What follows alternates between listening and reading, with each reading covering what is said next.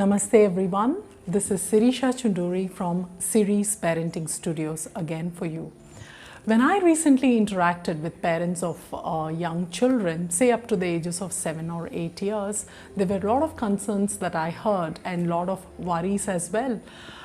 Phrases to the tune something like, it is so hard to feed my little 4-year-old, or I struggle to put my 5-year-old to bed at a decent hour at night, or something like I get so tired by entertaining my little child throughout the day.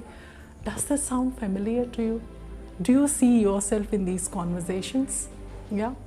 Now in this video, what we are going to do is we are going to look at what is this young child all about? Why do they behave the way they behave?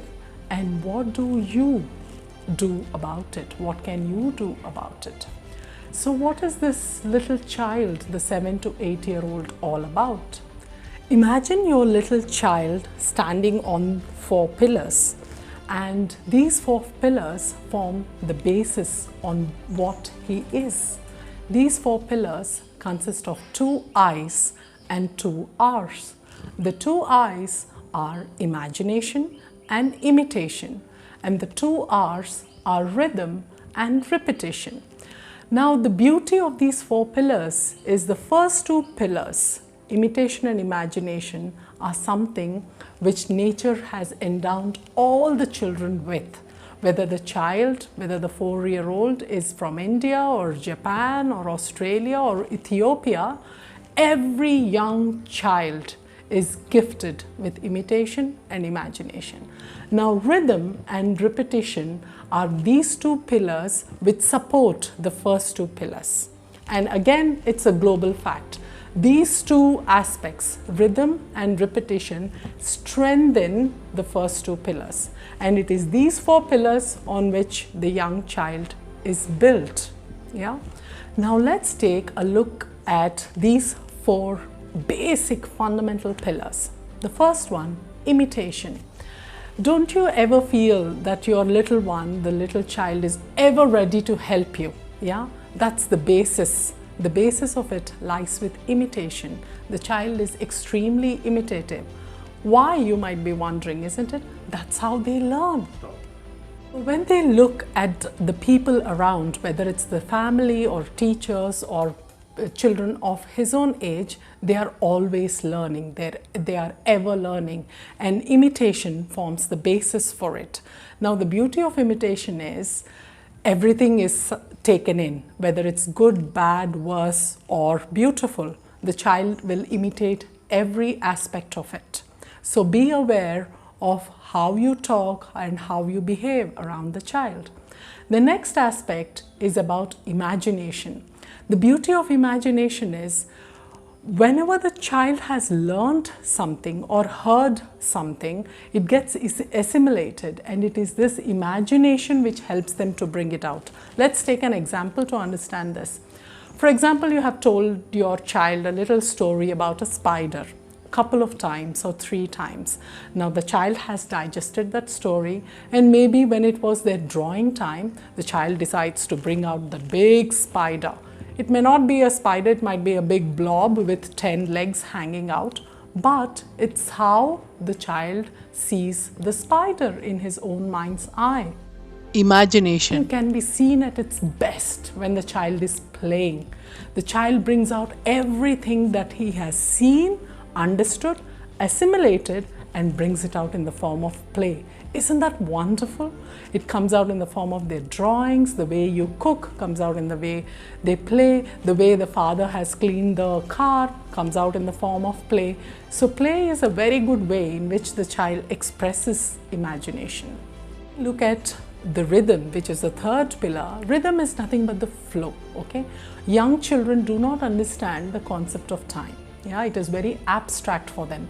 A 4-year-old doesn't understand what it is about 7:30. Why does my mother say by 7:30 I should be up? They might nod their head. Most probably they are imitating you when you have nodded your head saying 7:30 you will get up. So they'll say, okay. So that's what they are doing. But they don't understand the concept of time. but what they understand is they understand the flow of the day. Let's take an example for it. Morning routine, yeah, every house faces it. They wake up in the morning, then they brush their teeth, they play for a little while, water is ready, so take a bath, go down, have breakfast, and off to school. That's one way of building a flow of the day.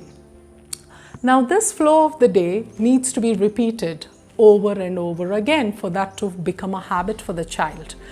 Why a rhythm is so important? See, we have just said that the child doesn't understand time. So how does he understand? When the child has finished brushing, the child automatically knows that it's playtime. When the water is ready in the bathroom, the child automatically knows that when mama calls me, I should go for a bath because water is ready. So basically, you're not giving a time, you're letting the child flow. And once he has taken the bath, the clothes are ready on the bed. So he puts on the clothes, goes down, has breakfast, and goes to school. And this gives a lot of secured feeling for the child, a lot of security for the child. And when there is a lot of security, there is very little room for friction, isn't it? So the child actually just flows through the day.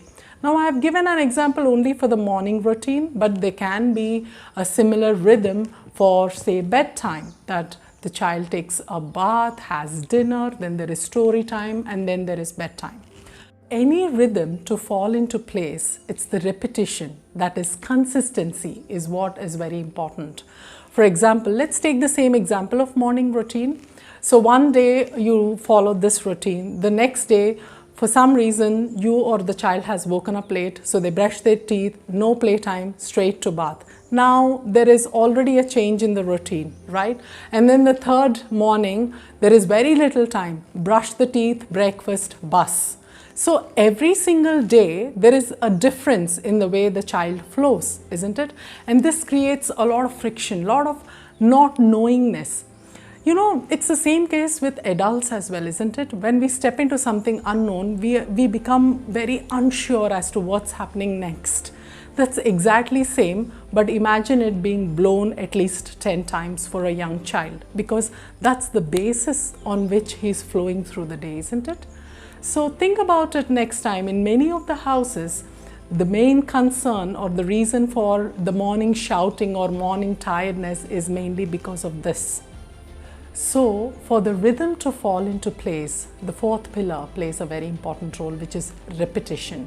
Okay, repetition plays an important role whether it comes to imitation or imagination or even rhythm, because consistency, which is repeating the same thing over and over, plays a very important role in letting the child feel very secure, isn't it? When the same thing is repeated for the child, the same way when they come back from school, the day unfolds for them in a similar way. How does that happen? Repetition, isn't it?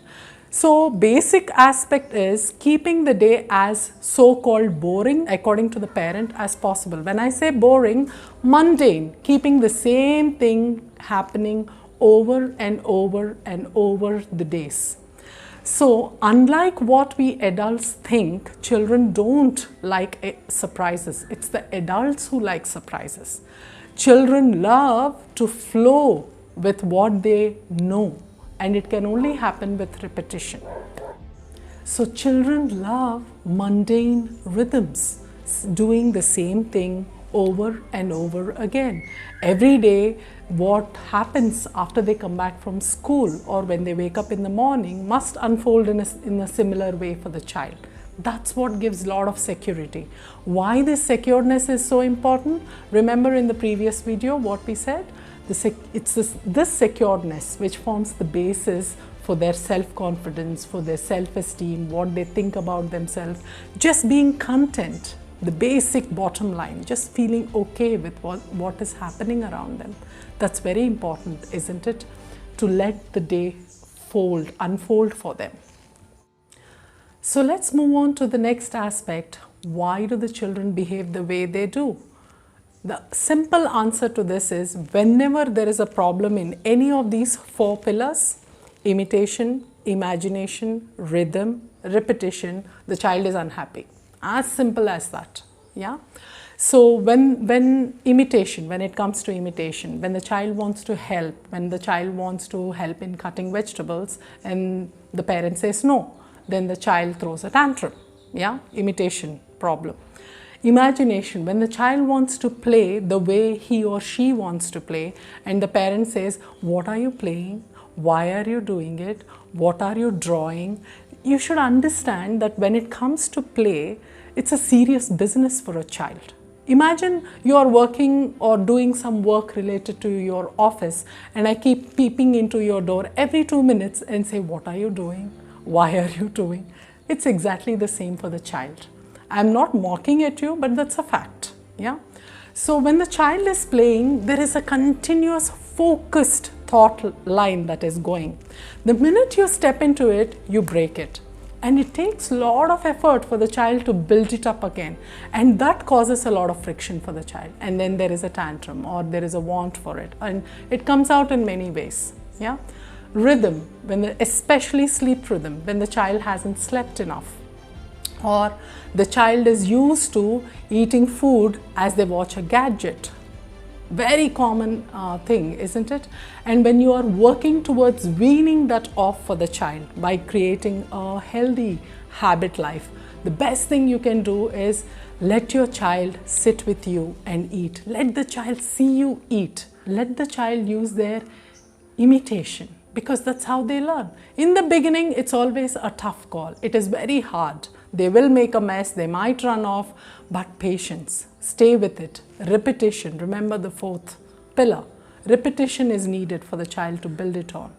So when you are moving from one habit life to the other habit life, the transition area is a so-called problem and chaotic area, but that is expected, isn't it?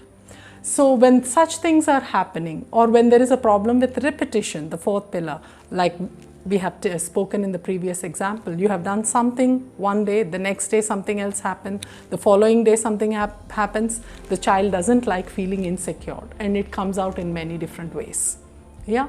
So all these reasons add up to it, and that's the reason why the child feels unsettled. Then the last aspect of this video, what can you do about it, isn't it? That's the $100 million question. What can you do about it? Okay, first and foremost, become aware that there are 4 pillars: imitation, imagination, rhythm and repetition, which are the most important factors for your child. They are the pillars. Become aware of that. Second, give enough time and space for your child to express himself or herself. When I say express, not just verbally, but also when they want to come and help you, expect that there will be more time that would be taken to cut your vegetables because your child is helping. If the child makes a mess, for example, there is a spilling of water, make use of that. Take a piece of cloth to your child, you take and you wipe. Give your child to experience his imitation. Give enough time. Third, expect the unexpected, basically. Be a bit more planned when you're planning to clean your car. If you usually finish it up in 20 minutes, expect that your little one would come. So always have a spare sponge with you or a spare cloth with you. Expect that you might have to change your child's clothes. Don't say that he or she cannot take part in it. That would only make even more chaos for you. And fourth and most important, be patient. Give yourself enough time, give your child enough time to grow together.